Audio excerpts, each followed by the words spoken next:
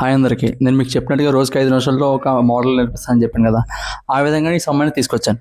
ఈ సమ్ అనేది లేకుండా అసలు ఎగ్జామ్ పేపర్ అనేది ఉండదు. డెఫినెట్‌గా వచ్చే సమ్ ఇది. కాన్ఫిడెంట్‌గా చెప్తాను, 100% షూర్‌గా వస్తది ఈ క్వెషన్ అనేది. ఈ సమ్ అనేది టైమ్ అండ్ వర్క్ మీద బేస్ అయ్యి ఉంటది.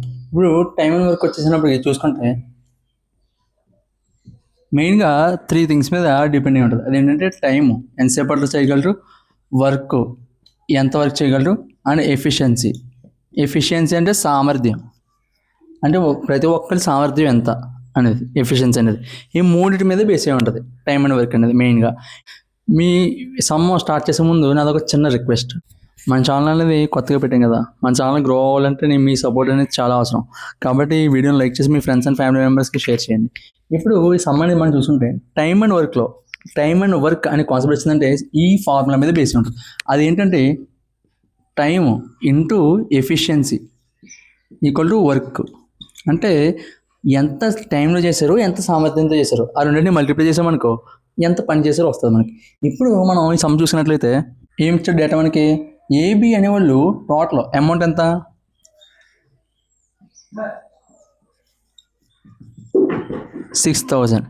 6,000 రూపీస్ అమౌంట్కి 6,000 రూపీస్ అమౌంట్కి ఏ పని ఒప్పుకున్నారంట, ఏబిసి ముగ్గురు కూడా. ఏం చెప్పాడంటే ఇప్పుడు ఏ అనేవాడు 6 డేస్లో వర్క్ చేయగలరంట, బి అనేవాడు 8 డేస్లో వర్క్ చేయగలరంట.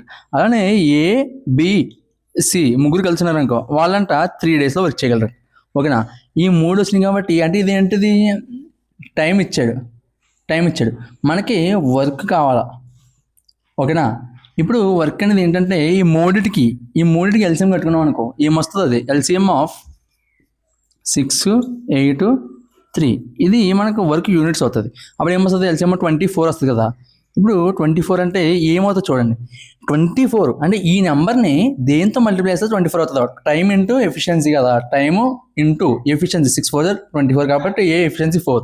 ఇక్కడ 8 3 0 24 కాబట్టి బి ఎఫిషియన్సీ 3 3 8 0 24 కాబట్టి ఏబిసి యొక్క ఎఫిషియన్సీ మనకి 8 వస్తుంది. ఓకేనా, ఇప్పుడు సి ఎఫిషియన్సీ ఎంత అవుతుంది, సి ఎఫిషియన్సీ అనేది 1 అవుతుంది. ఇప్పుడు టైం ఎంత, టైం ఇంటూ ఎఫిషియన్సీ కదా, టీ ఇంటూ 1 ఈక్వల్ టు 24. అప్పుడు టీ ఎంత 24 డేస్ పడుతుంది సి వర్క్ చేయడానికి. యాక్చువల్గా ఇది మనకు అవసరం లేదు, సి అని కూడా ఎంతసేపట్లో వర్క్ చేస్తే మనకు అవసరం లేదు. కానీ మీకు ఒక ఓవర్వ్యూ కోసం చెప్తాను. ఇక్కడ అమౌంట్ అనేది 6,000 రూపీస్ ఉంది కదా, ఈ అమౌంట్ అనేది ఎలా బేస్ అయి ఉంటుంది అంటే వాళ్ళ ఎఫిషియన్సీ మీద బేస్ అయి ఉంటుంది. ఎందుకంటే ఈ ముగ్గురుని 3 రోజులు ఈక్వల్గా చేశారు వర్క్ అనేది. కానీ ముగ్గురు 3 రోజులు వర్క్ చేశారు, కానీ ఒక్కొక్కరు ఒక సామర్థ్యం చేశారు. అంటే ఎక్కువ పని చేసేవాడు ఎక్కువ చేయగలడు, తక్కువ చేసేవాడు తక్కువ చేయగలడు. కాబట్టి మనం ఈ వేజెస్ ఉంది కదా 6,000 రూపీస్ అనేది ఆ విధంగా పంచాలి. ఇప్పుడు మనం చూసినట్లయితే ఏకి ఎన్ని రావాలా, A:B:C అనేది ఎలా పంచాలంటే ఏకి 4 యూనిట్స్ రావాలా, బికేమో 3 రావాలా, సికేమో 1 రావాలా.